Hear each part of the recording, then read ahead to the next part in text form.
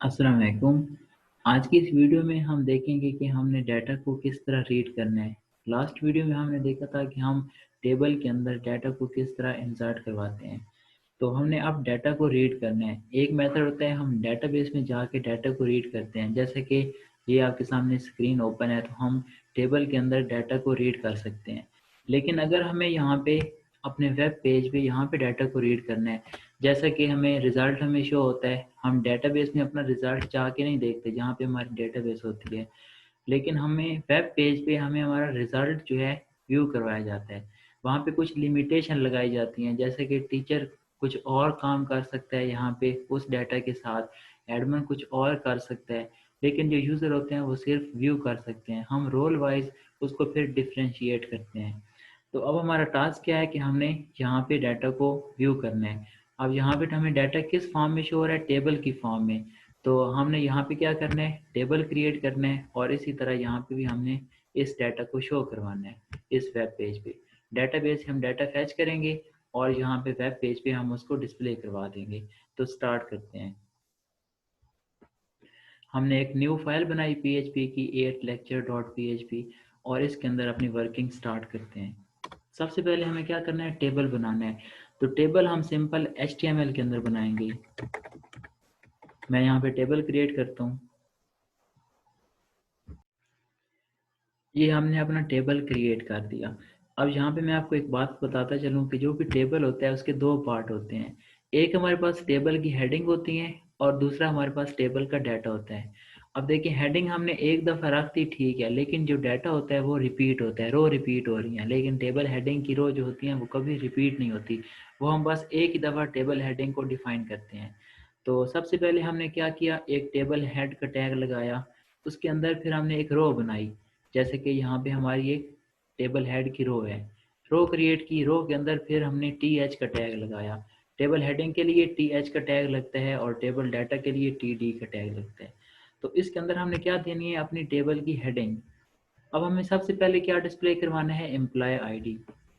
तो यहाँ पे हम ऊपर जो हमारे कॉलम के नेम होंगे वो हम यहाँ पे डिफाइन कर देंगे। अब ज़रूरी नहीं है कि यहाँ पे आपने कॉलम नेम जो है वो ही लिखने हैं जो यहाँ पे लिखे हुए हैं। आप अपनी मर्ज़ी से लिख सकते हैं। यहाँ पे कोई इसका बैकएंड के साथ कोई एरर वगैरह नहीं आएगा। रेलेवेंट आपने नेम लिख देना है, जैसे कि यहाँ पे है एम्प्लॉय ID। अब यहाँ पे देखें वो अंडरस्कोर है, लेकिन मैंने यहाँ पे अंडरस्कोर नहीं लगाया। यहाँ पे आप प्रॉपर लिखें, क्योंकि यहाँ पे जो होता है ये होते हैं कि डेटाबेस में जो भी डेवलपर होता है उसके लिए ये होते हैं, हमने उसके कॉलम नेम डिफाइन करने होते हैं। लेकिन ये होता है कि जो पर्सन रीड कर रहा है ये काम हमने उसके लिए करने हैं। अब एक डेवलपर को तो हम अगर कुछ चीज़ें लिखते हैं उसे समझ आ जाएगी, लेकिन जो हमारा रीडर होगा, पेज का यूज़र होगा, उसे नहीं इन चीज़ों का पता होता। हमने उसको प्रॉपर जो है यहाँ पे मैसेज के साथ लिखना है, प्रॉपर कॉलम का नेम, एम्प्लॉय ID, यहाँ पे सारे कॉलम के नेम हम लिखते हैं। यहाँ पे हमने कॉलम के नेम डिफाइन कर दिए। सेव करते हैं और पेज को रिफ्रेश करते हैं, हमारा टेबल क्रिएट हुआ है या नहीं हुआ। तो ये देखिए हमारे पास टेबल क्रिएट हो गया। आप इसकी स्टाइलिंग भी कर सकते हैं CSS के थ्रू या बूटस्ट्रैप के थ्रू, जिसमें आप करना चाहते हैं। तो इसको इंटरेक्टिव बनाने के लिए हमारा काम है सिर्फ बैकएंड को सीखना, और अभी हम यही करेंगे क्योंकि हम अपनी CSS और HTML में देख चुके हैं कि हमने टेबल को किस तरह डिज़ाइन करना है। तो अब हमने क्या करना है, टेबल हेडिंग तो हमने लिख दी। ये तो स्टैटिक है। स्टैटिक और डायनामिक का क्या मतलब है, ये डाटा ऐसे ही रहेगा, ये चेंज नहीं होगा कभी भी, हर वक्त यही रहेगा, लेकिन इसके अंदर जो डाटा है वो चेंज होगा। अब हमें नहीं पता कि इस टेबल के अंदर क्या डाटा होगा। अब हमने क्या करना है, इसको PHP के साथ कनेक्ट करना है कि ये जो PHP है ये वाला डाटा हमें यहाँ पे डिस्प्ले करवा दे। टेबल हेडिंग हमने खुद से डिफाइन की और टेबल डाटा PHP में इसमें डालेंगे। तो अब हम डाटा को यहाँ से फैच करते हैं। अब हमने डाटा जो है टेबल से फैच करना है, तो हम सबसे पहले डेटाबेस के साथ कनेक्शन करेंगे। तो हम PHP का सिंटैक्स डिफाइन करेंगे। सबसे पहले हमने डेटाबेस का कनेक्शन करना है। हमारा डेटाबेस के साथ कनेक्शन हो गया। अब ये कोड मैंने यहाँ पे ही क्यों लिखा है, हम नीचे क्यों नहीं लिखा और ऊपर ऊपर क्यों नहीं लिखा। अब यहाँ पे हमने क्या करना था कि टैग लगाना था, क्योंकि हमें यहाँ पे डाटा फैच करना है। हमें इसके ऊपर हमें डाटा फैच करने की कोई ज़रूरत नहीं है डेटाबेस में से। तो अब यहाँ पे ये डाटाबेस के साथ कनेक्शन करवा दें। अगर आप सेपरेट फाइल भी बनाना चाहते हैं तो वो भी बना सकते हैं, वो हम बाद में देखेंगे। अभी के लिए बस हम सिंपल ही काम करेंगे। उसके बाद हमने क्या करना है कि डाटा जो है डेटाबेस में से फैच करना है। जैसे हमने डाटा इंसर्ट की क्यूरी लिखी थी, इसी तरह डाटा फैच करने की भी क्यूरी होती है, तो उसको हम लिखते हैं। सबसे पहले हम क्यूरी के लिए एसक्यूएल या आप क्यूरी लिखते हैं वेरिएबल के नेम। उसके बाद डबल कोटेशन के अंदर सिलेक्ट का कीवर्ड लिखें, सिलेक्ट स्टार। अब यहाँ पे स्टार का मतलब है कि इसकी कॉलम, स्टार का मतलब है जितने ही कॉलम होंगे वो सारे सिलेक्ट कर लेगा। अगर आपने सिर्फ एम्प्लॉय आईडी फैच करवानी है तो सिर्फ आप एम्प्लॉय आईडी लिखते हैं, लेकिन अगर आप स्टार लिखेंगे उसका मतलब है वो जितने ही कॉलम होंगे वो सबको सिलेक्ट कर देगा। उसके बाद फ्रॉम, सिलेक्ट स्टार फ्रॉम। उसके बाद टेबल नेम, टेबल का नेम क्या है, एम्प्लॉय। ऐसा नहीं करना कि डेटाबेस का नेम लिख देना है, हमने क्या करना है टेबल का नेम लिखना है, जैसे हमने इंसर्ट में लिखा था। तो अब क्या होगा कि एम्प्लॉय का जितना भी रिकॉर्ड होगा वो सारा सिलेक्ट हो जाएगा इस क्यूरी के थ्रू। उसके बाद हमने रिजल्ट की क्यूरी लिखनी है, mysqli अंडरस्कोर क्यूरी। इसके अंदर 2 आर्गुमेंट $, कनेक्शन एंड $, ये तो हमने इंसर्ट में भी देखी रिजल्ट की क्यूरी। अब हमें यहाँ पे एक और क्यूरी लगानी है, वो है $रो की। Row equal to mysqli fetch underscore array, और इसके अंदर आपने रिजल्ट को पास करना है। अब ऐसा ये होगा कि इसके अंदर बहुत सारा डाटा है। अब हो सकता है इस टेबल के अंदर 1000 एम्प्लॉय का डाटा हो या 100 का डाटा हो, जितना भी डाटा हो हमें नहीं पता कि कितना डाटा है। वो तो जैसे ही सॉफ्टवेयर वर्क करेगा उसके अंदर time to time data increase होता जाएगा। तो उसके लिए फिर हमें यहाँ पे माई सीक्वली फैच एरे और $रिजल्ट। तो ये क्या करेगा, ये सारा जो डाटा है ये फैच होके इस वेरिएबल में आ जाएगा $रो। वेरिएबल का नेम आप चेंज भी कर सकते हैं, लेकिन आप ये $रो रखें। और उसके बाद यहाँ पे हम इसके अंदर हमने डाटा को डिस्प्ले करवाना है। तो उसके बाद हम यहाँ पे PHP का टैग लगाएंगे टेबल डाटा के अंदर, इको $रो, ये आपने डिफाइन करना है। PHP के अंदर इको $रो, क्योंकि डाटा हमारा $रो के अंदर आएगा। उसके बाद हमने यहाँ पे क्या डिस्प्ले करवाना है, एम्प्लॉय आईडी, क्योंकि पहला हमारा कॉलम है एम्प्लॉय आईडी का। अब हमने यहाँ पे एम्प्लॉय आईडी की वैल्यू डिस्प्ले करवानी है, तो हमने कॉलम का नेम देना है। यहाँ पे हमने कॉलम का नेम देना है, हमने यहाँ पे कॉलम का नेम एज इट इज़ देना है, जो हमने यहाँ पे लिखा है सेम वही। अगर आपने कोई भी मिस्टेक की तो आपके साथ एरर आ जाएगा।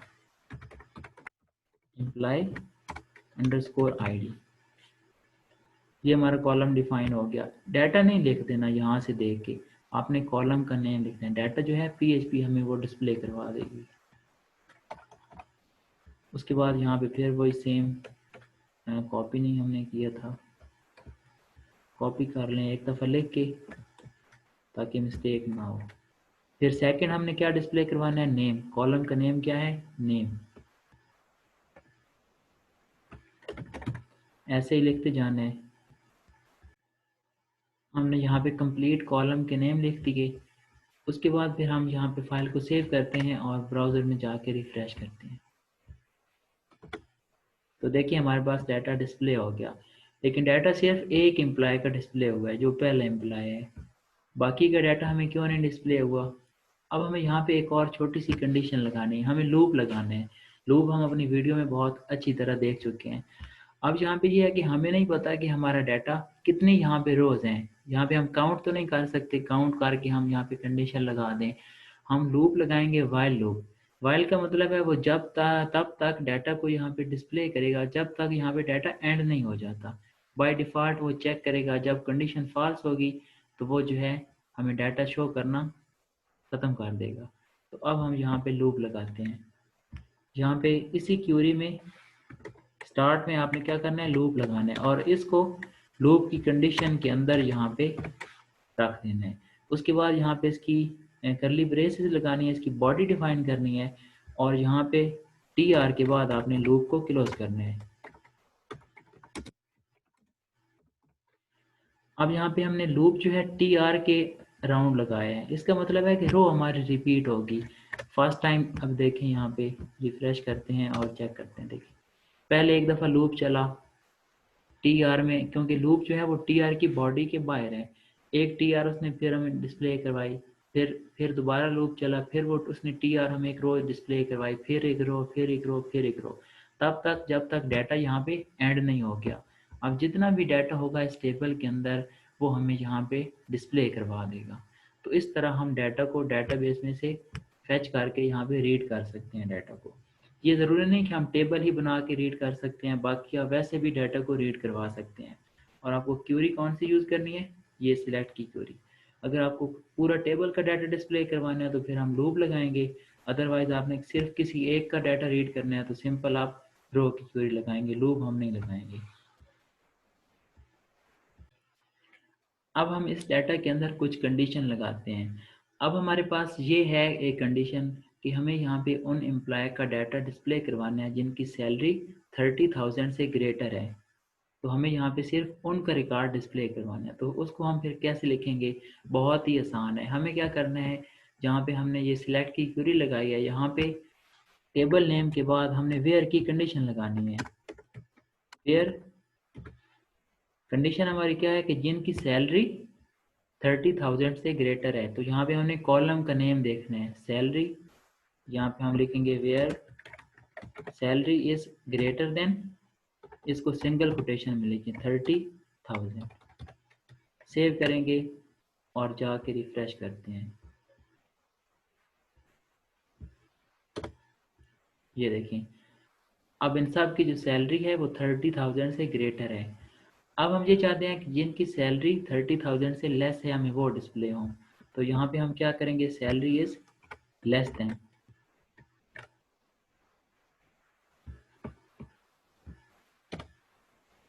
अब एक एम्प्लॉय है जिसकी सैलरी 30,000 से लेस है।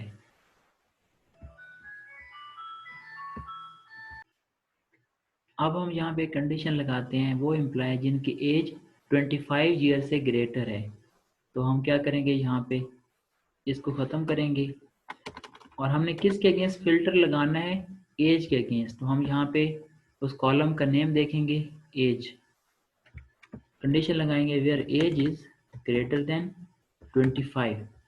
अब इधर से वैल्यू में से देख के कि वैल्यू किस हिसाब से रखी। आप यहाँ पे ऐसा नहीं कर देना 25 ईयर्स, क्योंकि डेटाबेस में ये वैल्यू होगी नहीं।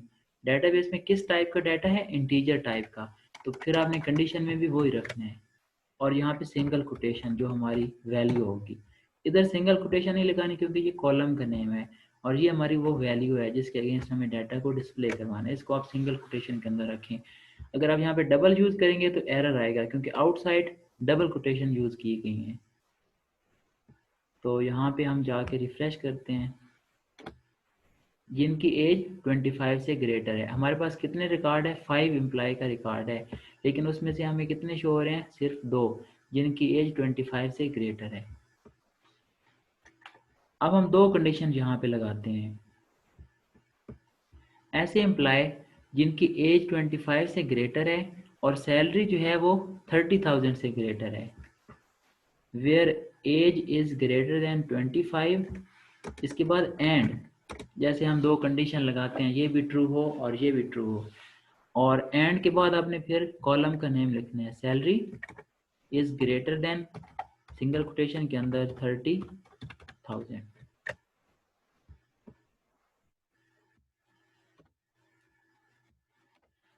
ये देखिए दोनों की जो सैलरी है वो 30,000 से ग्रेटर है। अब हम ये कंडीशन लगाते हैं कि जिनकी सैलरी लेस है 30,000 से और एज उनकी 25 से ग्रेटर है, यहाँ पे 0, क्योंकि ऐसे उनकी जो सैलरी थी वो था, जो हमारे पास एज का हमने क्या रखा था 25 ईयर से ग्रेटर है, लेकिन उनकी सैलरी जो है 30 से अबव है। अब ये 28 इसकी एज है लेकिन सैलरी 30,000 से ग्रेटर है, हमने लेस पे फिल्टर लगाया तो इस वजह से ये कंडीशन फॉल्स हो गई है। अब एंड का क्या मतलब है कि दोनों कंडीशन ट्रू हो, एज भी उसकी ग्रेटर हो और सैलरी भी लेस हो, दोनों ट्रू होंगी तो रिजल्ट मिलेगा। अगर हम यहाँ पे लगाते हैं और एंड और आपने सीक्वल के अंदर इस तरह यूज़ करना है, हमने उधर इस तरह पढ़ा था, इस तरह भी आप लगा सकते हैं, लेकिन आप इस तरह लगाएं यहाँ पे। और में हमें किस तरह का रिजल्ट मिलेगा, दोनों में से एक कंडीशन भी ट्रू हो जाएगी तो वो हमें रिजल्ट दे देगा। अगर तो वो सिंप्लाई की एज 25 से ग्रेटर होगी, हमें रिजल्ट मिल जाएगा। या दूसरी कंडीशन में अगर उसकी सैलरी 30,000 से लेस है, फिर भी हमें वो डिस्प्ले कर देगा। इसकी एज कितनी है, 25 से ग्रेटर है। इसकी एज जो है 25 से तो ग्रेटर है, सॉरी लेस है, कंडीशन फॉल्स है। 22 is greater than 25, condition false, क्योंकि वो 22 लेस है।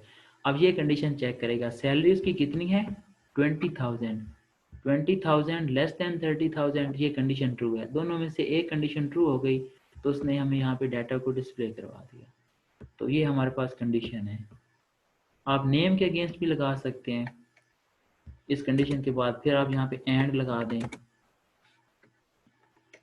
And name is equal to single quotation के अंदर, यहाँ पे हम किसी का नेम देख लेते हैं।